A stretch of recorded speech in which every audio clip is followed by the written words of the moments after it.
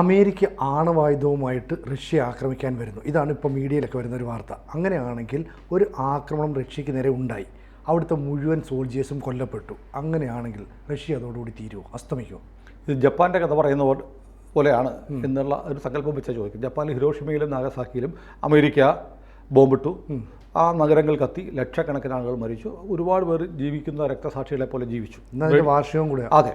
അങ്ങനെ വരുമ്പോൾ അത് അത്തരമൊരു അനുഭവമാണോ റഷ്യക്കുണ്ടാവുക അമേരിക്ക ആണവായുധം നടത്തിയാൽ എന്നുള്ള ചോദ്യമാണ് ഇപ്പോൾ വന്നിരിക്കുന്നത്. ഇതിന് കാരണം റഷ്യൻ മുൻ പ്രസിഡന്റ് ദിമിത്രി മെദ്വദേവ് പുട്ടിൻ്റെ വിശ്വസ്തനാണ്.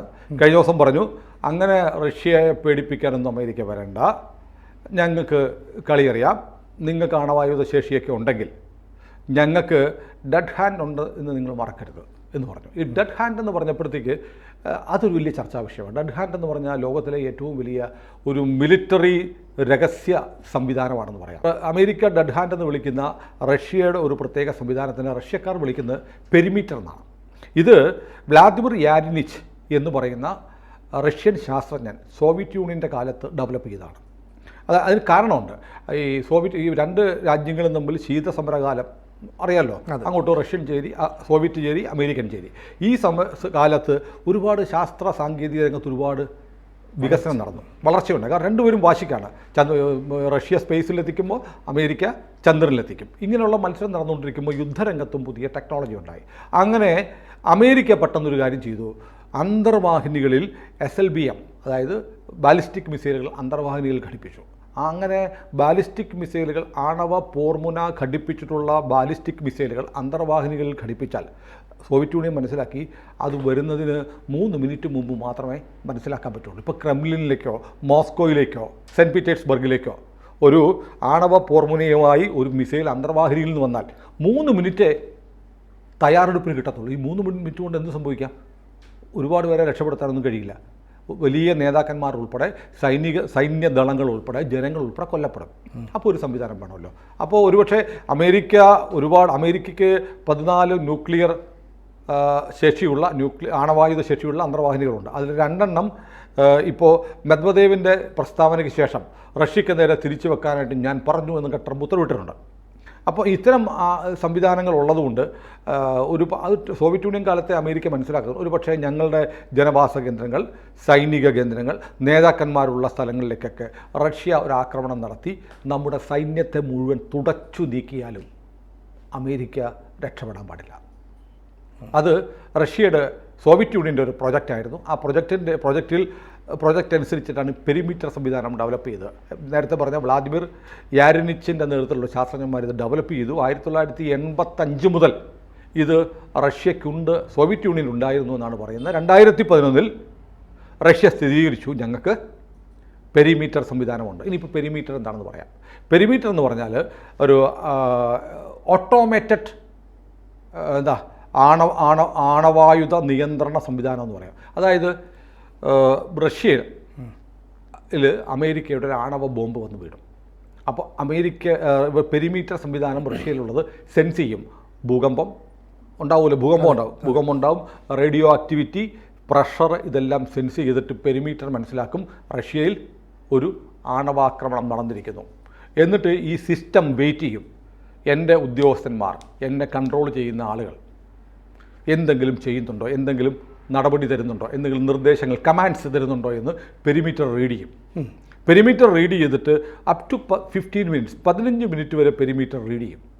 റീഡ് ചെയ്തിട്ട് ഒരു ചലനവും ഉണ്ടാവുന്നില്ലെങ്കിൽ സിസ്റ്റം മനസ്സിലാക്കും, എൻ്റെ മുതലാളി, എൻ്റെ കമാൻഡർ, എൻ്റെ ജനറൽ, എൻ്റെ പ്രസിഡൻറ്റ്, എൻ്റെ സൈനിക മേധാവികളൊക്കെ കൊല്ലപ്പെട്ടു, അതുകൊണ്ട് ഞാനിനി ആക്ട് ചെയ്യുമെന്ന് പെരിമീറ്റർ തീരുമാനിക്കും. ഭൂമിക്കടിയിൽ നിന്ന് അതീവ രഹസ്യമായി സൂക്ഷിച്ചിരിക്കുന്ന ഒരു ബങ്കറിൽ നിന്ന് ഒരു റോക്കറ്റ് 15B-99 എന്ന് പറയുന്ന ഒരു മിസൈൽ, അത് റേഡിയോ വാർഹെഡുള്ള ഒരു മിസൈലാണ്. അത് ഏതോ രഹസ്യ സങ്കേതത്തിൽ നിന്ന് പുറത്തു വരും. ഓട്ടോമാറ്റിക്കായിട്ട് പുറത്ത് വന്നിട്ട് ഇവൻ റഷ്യയിലുടനീളം പറന്നിട്ട് ഇവൻ സിഗ്നലുകൾ അയക്കുമ്പോൾ റഷ്യ പലയിടത്തായി സൂക്ഷിച്ചു വെച്ചിരിക്കുന്ന അന്തർവാഹിനികളിൽ, ഭൂമിക്കടിയിലുള്ള ബങ്കറുകളിലൊക്കെ സൂക്ഷിച്ചിരിക്കുന്ന 1700ഓളം ഡിപ്ലോയിഡ് വാർഹെഡ്സ് ഉണ്ട്. അതായത് വിന്യസിച്ചിരിക്കുന്ന ആണവ ആയുധങ്ങൾ റഷ്യക്ക് 1700 എണ്ണം ഉണ്ട്. അമേരിക്കയ്ക്കും 1700 ഉള്ളത്. അതായത് ആകെയുള്ള ആണവായുധങ്ങൾ ഏറ്റവും കൂടുതൽ ആണവായുധങ്ങളുള്ളത് റഷ്യക്കാണ്. റഷ്യക്ക് നമുക്ക് ലഭ്യമായ കണക്ക് 5459 അണു ആയുധങ്ങൾ റഷ്യക്കുണ്ട്. അമേരിക്കയ്ക്കുള്ള 5177. റഷ്യയാണ് ഏതാനും നൂറുകളുടെ എണ്ണത്തിൽ മുന്നിൽ നിൽക്കുന്നത്. പക്ഷേ രണ്ട് രാജ്യങ്ങളും 1700 വീതം വാർഹെഡുകൾ വിന്യസിച്ചിട്ടുണ്ട്. ഭൂരിഭാഗവും റഷ്യ അമേരിക്കയ്ക്ക് നേരെയും അമേരിക്ക റഷ്യക്ക് നേരെയുമാണ് വെച്ചിരിക്കുന്നത്. കാരണം അമേരിക്കയ്ക്ക് ഒരു പ്രശ്നമുണ്ട്, എല്ലാം റഷ്യക്ക് നേരെ വെക്കാൻ പറ്റില്ല. അമേരിക്കയ്ക്ക് ശത്രുവായിട്ട് ഇപ്പുറത്ത് ചൈനയുണ്ട്. റഷ്യയ്ക്ക് ആകെ ഒരു ശത്രുവുള്ളൂ, അതാരാ? അമേരിക്ക മാത്രമേ ഉള്ളൂ. അതുകൊണ്ട് അമേരിക്കയ്ക്ക് നേരെയാണ് റഷ്യയുടെ 1700 വാർഹെഡുകളും ഉന്നം വച്ചിരിക്കുന്നത്. അത് റഷ്യയിൽ മാത്രമല്ല, കൊറിയയിൽ കിമ്മിൻ്റെ കൊറിയയിലുണ്ടാവും, ബലാറസിലുണ്ടാവും. ബലാറസ് റഷ്യയുടെ ഒരു എന്താ ഉപഗ്രഹ രാജ്യം പോലെ നിൽക്കുന്ന രാജ്യമാണ്. അവിടെ ഉണ്ടാവും. അങ്ങനെ ലോകത്ത് എവിടെയൊക്കെ റഷ്യ വെച്ചിട്ടുള്ള വാർഹെഡുകളുണ്ടോ അതെല്ലാം ഈ പറഞ്ഞ 15P011 എന്ന് പറയുന്ന കമാൻഡ് മിസൈൽ ആക്ടിവേറ്റ് ചെയ്യും. സംഭവിക്കാൻ പോകുന്നത് 1700ഓളം മിസൈലുകൾ അമേരിക്കയ്ക്ക് നേരെ അണവായുധമായി പറഞ്ഞു. ഇതെല്ലാം ഓട്ടോമാറ്റിക്കായിട്ട് പോകും. ഇതാണ് റഷ്യയുടെ പെരിമീറ്റർ സംവിധാനം. അതിനെക്കുറിച്ചാണ് കഴിഞ്ഞ ദിവസം ദിമിത്രി മെദ്വദേവ് പറഞ്ഞത്. അപ്പോൾ ഇതൊരു വലിയ സംവിധാനമാണ്. അമേരിക്കയ്ക്ക് ഇങ്ങനെ സംവിധാനം ഇല്ല. അമേരിക്ക ചില രഹസ്യ സംവിധാനങ്ങൾ ഉണ്ടാക്കിയിട്ടുണ്ടെങ്കിലും ഈ ഡെഡ് ഹാൻഡ് എന്ന് പറയുന്ന സംവിധാനം ഉണ്ടാക്കിയിരിക്കുന്നത് റഷ്യ മാത്രമാണ്. റഷ്യയ്ക്ക് മാത്രമാണ് ഇത് സ്ഥിരീകരിച്ചിട്ടുള്ളത്. അപ്പോൾ ഇത് സംബന്ധിച്ച് ഒരു പ്രധാനപ്പെട്ട കാര്യം പകയാണ്. ഞങ്ങളെ അമേരിക്കൻ സാമ്രാജ്യത്വം തീർത്ത് കളഞ്ഞാലും ചാരത്തിൽ നിന്ന് ഞങ്ങൾ പ്രതികാരം ചെയ്യും. ഞങ്ങൾ റഷ്യക്കാർ മുഴുവൻ മരിച്ചാലും അമേരിക്ക ഭൂപടത്തിൽ ഇല്ലാതിരിക്കാൻ വേണ്ടുന്നത് ഞങ്ങൾ ചെയ്യും എന്ന് പറഞ്ഞ് ഉണ്ടാക്കി വെച്ചിട്ടുള്ളതാണ് ഈ പെരിമീറ്റർ സംവിധാനം. ഇത് 1985 ജനുവരി മുതൽ സോവിയറ്റ് യൂണിയൻ്റെ സർവീസിലുണ്ടായിരുന്നു. 7 തവണ പെരിമീറ്റർ വിക്ഷേപണം നടത്തിയിട്ടുണ്ട്. 6 വിജയിച്ചു, 1 ഭാഗിക വിജയമായിരുന്നു. അതായത് പരാജയപ്പെട്ടിട്ടില്ല. അത് ടൈം ടെസ്റ്റഡായിട്ട് 85 മുതൽ സോവിയറ്റ് യൂണിയൻ്റെ കാലം മുതൽ റഷ്യ ഉപയോഗിക്കുന്നതാണ്. 15B99 വാർഹെഡിന് ഇതിൻ്റെ റേഡിയോ ആക്റ്റീവ് സംവിധാനം, റേഡിയോ മെസ്സേജുകളുമായി പറക്കുന്ന ഈ മിസൈലിന് 1412 കിലോഗ്രാം ഭാരമുണ്ട് എന്നാണ് പറയുന്നത്. ഇത് ബോറിസ് യെൽസിൻ റഷ്യൻ പ്രസിഡന്റ് ഉണ്ടായ കാലത്ത് ഇതെവിടെയാണ് ഇവരുടെ പെരിമീറ്റർ സംവിധാനം ഉള്ളത് എന്ന് ഇത് കണ്ടുപിടിക്കാൻ അമേരിക്ക ഒരു ശ്രമം നടത്തിയത്. അപ്പോൾ അമേരിക്കൻ സാറ്റലൈറ്റുകൾ ഇങ്ങനെ പരീക്ഷണമൊക്കെ നടത്തിയപ്പോൾ അവിടെ ഒരു ക്ലോസ്ഡ് സിറ്റി ഉണ്ട് റഷ്യയിൽ, അടച്ച നഗരം, എന്ന് വെച്ചാൽ ബാക്കിയുള്ളവർക്ക് പ്രവേശനമില്ലാത്ത നഗരം. മെഷ്ഗോറിയ എന്നാണ് പറയുന്നത്. ഈ മെഷ്ഗോറിയ ആണ് ഇതിൻ്റെയൊക്കെ കേന്ദ്രം എന്ന് പറയുന്നത്. അതായത് ബോറിസ് യെൽസിൻ്റെ കാലത്ത് US ഉപഗ്രഹങ്ങൾ കണ്ടുപിടിച്ചത് ബൈലോറെസ്റ്റസ്ക് എന്ന് പറയുന്ന ബൈലോറെസ്റ്റസ്ക് 15, ബൈലോറെസ്റ്റസ്ക് 16 എന്ന് പറയുന്ന സൈനിക ഗാരിസണുകളുണ്ട്. അതിൻ്റെ കൂടെ മൂന്നാമത്തെ ഒരു ഗാരിസൺ ഉണ്ടാക്കി റഷ്യ, അൽക്കിനോ 2 എന്നാണ് പറയുന്നത്. ഇത് മൂന്നും മെഷ്ഗോറിയ എന്ന് പറയുന്ന സ്ഥലത്ത് കേന്ദ്രീകരിച്ചിരിക്കുന്നത്. ഇതിനു വേണ്ടി ഓരോന്നും ഇപ്പം നേരത്തെ പറഞ്ഞ 3 ഗാരിസൺ, ബലോറെസ്റ്റസ്ക് 15, 16, അൽക്കിനോ എന്ന് പറയുന്ന 3 ഗാരിസണിലായി ഓരോന്നിലും 30,000 ഭടന്മാർ വീതമുണ്ട്. അതായത് ഈ സംവിധാനത്തിനൊപ്പം 90,000 റഷ്യൻ പട്ടാളക്കാരുമുണ്ട്. ഇതെവിടെയാണെന്ന് കണ്ടെത്താൻ വേണ്ടി അമേരിക്ക ഒരു ശ്രമം നടത്തിയപ്പോൾ 2 സ്ഥലങ്ങൾ അമേരിക്ക മാപ്പ് ചെയ്തിട്ടുണ്ട്. നമ്മൾ കിരാന ഹിൽസിനെ കുറിച്ച് പറഞ്ഞില്ലേ, പാകിസ്ഥാൻ്റെ പക്കലുള്ള അമേരിക്ക കൊടുത്തിട്ടുള്ള ആണവായുധങ്ങൾ സർഗോദോ എയർബേസിനോട് ചേർന്നുള്ള കിരാന ഹിൽസിലുണ്ടെന്ന് ഇന്ത്യ കണ്ടെത്തുകയും അവിടേക്ക് ബ്രഹ്മോസ് അയക്കുകയും ചെയ്തു എന്ന് ആരും സ്ഥിരീകരിക്കപ്പെടാത്ത എന്നാൽ ഒരുപാട് തെളിവുകളുള്ളൊരു വാർത്ത ഓപ്പറേഷൻ സിന്ദൂറിന് ശേഷം ഉണ്ടായിട്ടുണ്ട്. അതുപോലെ ഈ പെരിമീറ്റർ സംവിധാനം എവിടെയാണെന്ന് കണ്ടുപിടിക്കാൻ വേണ്ടിയിട്ട് അമേരിക്ക കുറേ കാലമായി ശ്രമിക്കുന്നുണ്ട്. പക്ഷേ അമേരിക്ക പറയുന്ന 2 സ്ഥലങ്ങൾ അവർ മാർക്ക് ചെയ്തിരിക്കുന്നു. 1 യമന്തൗ മലനിരകൾ, 2 കോസിൻസ്കി പർവ്വതം. ഈ 2 സ്ഥലങ്ങളിൽ എവിടെയാണ് കോസിൻസ്കി കാമൻ എന്ന് പറയുന്ന മലനിരകളിലോ അല്ലെങ്കിൽ യമന്തൗ എന്ന് പറയുന്ന മലനിരകളിലോ ഈ പെരിമീറ്റർ സംവിധാനത്തിൻ്റെ ആസ്ഥാനം. അതിൻ്റെ കമാൻഡ് ഇരിക്കുന്ന ഓട്ടോമേറ്റഡ് കമാൻഡാണ്. മനുഷ്യൻ വേണ്ട.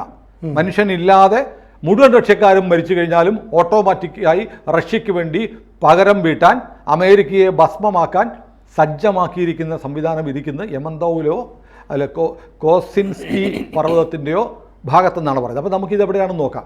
ഈ ബാഷ് കോർട്ടോസ്ഥാൻ എന്ന് പറയുന്ന പ്രദേശത്ത് ബെലോറസ്റ്റിസ്കി നമ്മൾ നേരത്തെ പറഞ്ഞല്ലോ, ആ ജില്ലയിൽ യുറാൽ പർവ്വതനിര എന്ന് പറഞ്ഞ പർവ്വതനിരയുണ്ട്.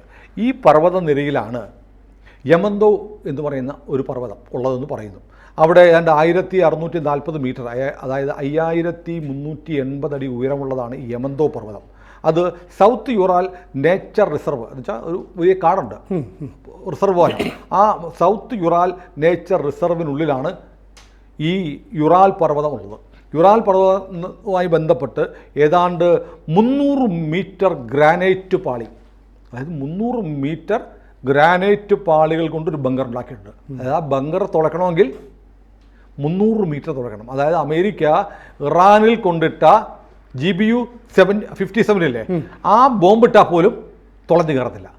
അത് പരമാവധി 200 മീറ്ററേ പോകത്തുള്ളൂ. ഇത് 300 മീറ്റർ ഗ്രാനൈറ്റ് പാളികൾ കൊണ്ടാണ് യമന്തോയിലെ ഈ ബങ്കർ ഉണ്ടാക്കിയിരിക്കുന്നു പറയുന്നത്. ഈ കോസിൻസ്കി പർവ്വതത്തിനോട് ചേർന്നും ഇങ്ങനൊരു ബമ്പറുണ്ട്. കോസ്യ എന്ന് പറയുന്ന നദി ഒഴുകുന്ന സ്ഥലമായതുകൊണ്ടാണ് കോസിൻസ്കി പർവ്വതത്തിന് ആ പേര് വന്നിരിക്കുന്നത്. ഈ 2 സ്ഥലങ്ങളിലായിട്ട് റഷ്യയുടെ രഹസ്യ ദൗത്യങ്ങളുടെ വലിയ കൂറ്റൻ, ആർക്കും ഭേദിക്കാനാവാത്ത ബങ്കറുകളുണ്ടെന്നാണ് അമേരിക്ക പറയുന്നത്. CIA കണ്ടെത്തിയിട്ടുള്ള അവിടെ ചില മൈനിങ് ഏരിയ ഉണ്ട്. റഷ്യയുടെ വലിയ നിധികൾ, ട്രഷർ സൂക്ഷിച്ചിരിക്കുന്നത് അവിടെയാണ്. പിന്നെന്താണ്, ഈ ഭക്ഷ്യ ഒരു വലിയ യുദ്ധമൊക്കെ ഉണ്ടാക്കിയാൽ ഭക്ഷണം വേണമല്ലോ, അതിനുവേണ്ടി ക്ഷാമം ഉണ്ടാകാതിരിക്കാൻ വലിയ തോതിൽ ഭക്ഷ്യ സംഭരണശാലകളുണ്ട്. അതുകൂടാതെ റഷ്യയിലെ പ്രധാനപ്പെട്ട രാഷ്ട്രീയ സൈനിക നേതാക്കന്മാർക്ക് താമസിക്കാനുള്ള ബങ്കറുകളും അവിടെയാണെന്ന് പറയുന്നത്. ഈ പ്രദേശങ്ങളിലാണെന്നാണ് CIA സംശയിക്കുന്നത്. ഏതായാലും ഈ അമേരിക്ക ഇതിന് ശേഷം ഈ പെരിമീറ്ററിനെ അമേരിക്കയ്ക്ക് പേടിയാണ് സത്യം പറഞ്ഞാൽ. ഇപ്പോൾ ആ പെരിമീറ്റർ ഒന്നുമില്ല, ഞങ്ങൾ സബ്മറൈൻ അങ്ങോട്ട് വെച്ചിട്ടുണ്ടെന്നൊക്കെ പറഞ്ഞാലും റഷ്യയെ അമേരിക്കയ്ക്ക് പേടിയാണ്. കാരണം ഇത് 1700 ആണവ മിസൈലുകൾ ഒരുമിച്ചിങ്ങി വന്നാൽ എല്ലാം ഒന്നും തടഞ്ഞു നിർത്താൻ പറ്റില്ല എന്ന് ഇവരുടെ താട് കൊണ്ട് ഇസ്രയേലിൽ വെച്ചിട്ട് മനസ്സിലായിട്ടുണ്ട്. അതെ, വരുന്നതൊക്കെ വെറും മിസൈലുകളെല്ലാം അണുവായുധമുള്ള മിസൈലുകൾ. ഇത് അന്തരീക്ഷത്തിൽ വെച്ച് പൊട്ടിയാലും റേഡിയേഷൻ ഉണ്ടാവും. അപ്പോൾ ഇത് വന്ന് പറ്റിയാൽ നമുക്ക് വലിയ പ്രശ്നം ഉണ്ടാകും. ഇതേപോലെ റഷ്യയോ ചൈനയോ ഞങ്ങളെ ആക്രമിച്ച് അമേരിക്ക മുഴുവൻ ഇല്ലാതായാലും പ്രതികാരം ചെയ്യണ്ടേ തിരിച്ച് എന്നൊരു ചോദ്യം അമേരിക്കൻ ഉന്നതന്മാർക്കിടയിൽ ഉണ്ടായിട്ടുണ്ട്.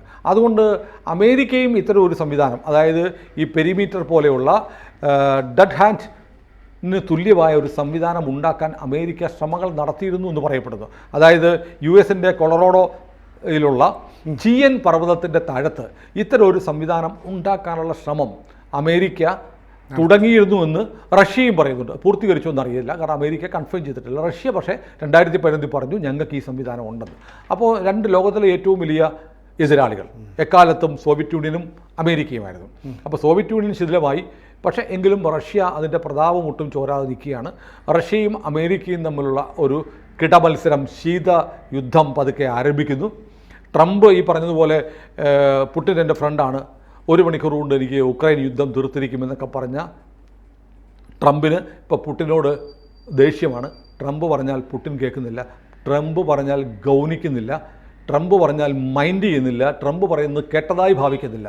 ഏതാണ്ട് മോദി ഇപ്പോൾ അങ്ങനെ തന്നെയാണ്. ട്രംപ് എന്തൊക്കെയോ പറയും, മോദി മൈൻഡ് ചെയ്യത്തില്ല. അവസാനം ട്രംപിന് പറയേണ്ടി വന്നു, മോദി എന്നോട് സംസാരിക്കുന്നില്ല, എന്നെ വിളിക്കുന്നില്ല, ഞാൻ ഇത്രയൊക്കെ പേടിപ്പിച്ചിട്ടും മോദി പേടിക്കുന്നില്ല. കാരണം പുടിന് പഠിക്കുകയാണ് ആര്? മോദി. അല്ലെങ്കിൽ പുടിനും മോഡിയും കൂടെ കൈ കോർത്തിട്ടുണ്ട് എന്ന് അമേരിക്ക സംശയിക്കുന്നു. അപ്പോൾ ഈ റഷ്യക്കെതിരെയുള്ള ഇപ്പോൾ വന്ന് ഇന്ത്യക്കെതിരെയുള്ള ഏറ്റവും പ്രധാനപ്പെട്ട ആക്ഷേപം താരിഫിൻ്റെ പ്രശ്നമാണ്. ഇന്ത്യ പറഞ്ഞു അമേരിക്കൻ ഉൽപ്പന്നങ്ങളുടെ താരിഫ് നമ്മൾ കുറയ്ക്കാം, ഇങ്ങോട്ട് ഇറക്കുമ്പോൾ കുറയ്ക്കാമെന്ന് പറഞ്ഞപ്പോൾ ഇപ്പോൾ പറയുന്നത് എണ്ണയിൽ തട്ടി വഴുക്കുകയാണ് അല്ലേ, റഷ്യൻ എണ്ണ മേടിക്കരുത്. ട്രംപ് ഇന്നലെയും പറഞ്ഞിരിക്കുന്നത് റഷ്യ ഒരു വാർ മെഷീനാണ്, ഒരു യുദ്ധയന്ത്രമാണ് റഷ്യ. അതിന് എണ്ണ ഇട്ട് കൊടുക്കുന്ന പണി ഇന്ത്യയാണ്, അതിന് പണം കൊടുക്കുന്നത് ഇന്ത്യയാണ്. റഷ്യൻ എണ്ണ വാങ്ങിച്ച് റഷ്യ എന്ന് പറയുന്ന യുദ്ധയന്ത്രത്തെ പ്രവർത്തിപ്പിക്കുന്നത് ഇന്ത്യയാണ് എന്ന് പറഞ്ഞ് ഇന്ത്യക്ക് നേരെ വീണ്ടും ട്രംപ് ഭീഷണി ഉയർത്താൻ കാരണം പുടിനാണ്, റഷ്യയാണ്. അപ്പോൾ അങ്ങനെ വരുമ്പോഴത്തേക്ക് ഈ സ്വാഭാവികമായും ഇന്ത്യയും റഷ്യയും തമ്മിലുള്ള ബന്ധം കൂടുതൽ ശക്തമാകാൻ പോവുകയാണ്. അതോടൊപ്പം തന്നെ പുടിന് അങ്ങനെ റഷ്യയെ പേടിക്കേണ്ട, റഷ്യക്ക് അങ്ങനെ അമേരിക്കയെ പേടിക്കേണ്ട കാര്യമില്ല. ട്രംപിനെ പേടിപ്പിക്കാൻ പറ്റുന്ന മുതലല്ല റഷ്യ എന്ന് അമേരിക്ക പറയാതെ സമ്മതിച്ചിരിക്കുകയാണ്. എന്ത്? ഡെഡ് ഹാൻഡിനെ കുറിച്ച് ദിമിത്രി മെദ്വദേവ് പറഞ്ഞ ഉടനെ ട്രംപ് പേടിച്ച് ന്യൂക്ലിയർ അന്തർവാഹിനികൾ റഷ്യയെ ഉന്നം വയ്ക്കാനുള്ള ഉത്തരവിട്ടതുകൂടി. അപ്പോൾ ഈ പെരിമീറ്റർ സംവിധാനം എന്ന് പറയുന്നത് ലോകത്ത് റഷ്യയെ അജയ്യമായി നിർത്തിയിരിക്കുകയാണ്. കാരണം തോറ്റുപോയാലും, മുഴുവൻ പേരും മരിച്ചാലും, രാജ്യത്തെ അവസാനത്തെ പട്ടാളക്കാരനും മരിച്ചാലും പ്രതികാരം അത് ചെയ്തിരിക്കും. മനുഷ്യനില്ലാതെയും അമേരിക്കയെ മുട്ടിക്കും എന്നുള്ള പ്രതിജ്ഞ 85 മുതൽ റഷ്യയ്ക്കുണ്ട്, സോവിയറ്റ് യൂണിയൻ്റെ കാലം മുതലുണ്ട്. അതിപ്പോഴും തുടരുന്നു. അവരുടെ ഡെഡ് ഹാൻഡ് എന്ന് പറയുന്നത് അമേരിക്കയുടെ മുന്നോട്ടുള്ള പോക്കിന് ഏറ്റവും വലിയ ഭീഷണിയാണ്. കൂടുതൽ വാർത്തകളും വിശേഷങ്ങളും നിങ്ങളിലേക്ക് എത്താൻ ABC മലയാളം സബ്സ്ക്രൈബ് ചെയ്യുക, ബെൽ ബട്ടണും അമർത്തുക.